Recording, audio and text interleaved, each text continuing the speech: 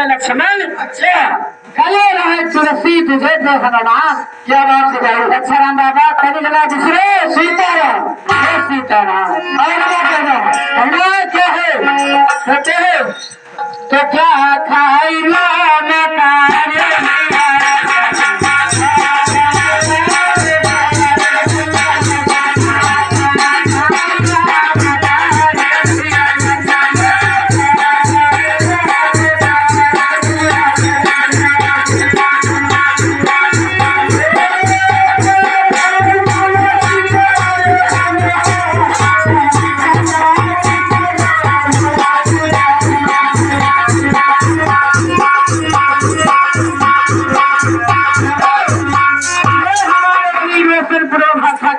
रहने वाले।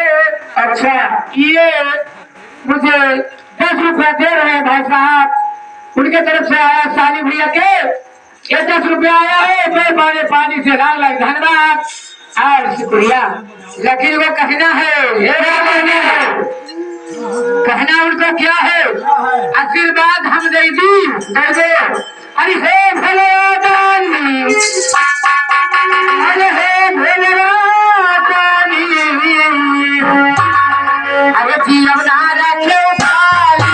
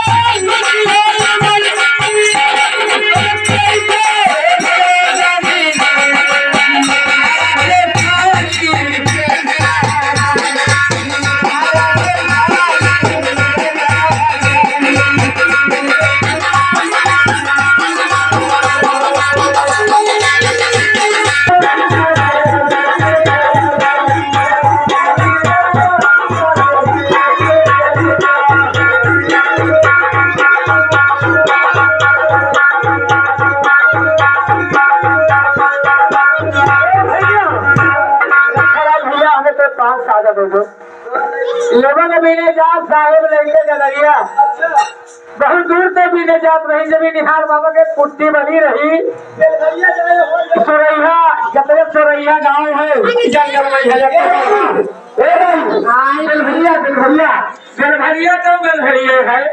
लेकिन बड़ी दूर तक भी नहीं जाए थे तो कहाँ कहाँ जाए थे आगे आगे ससुर चले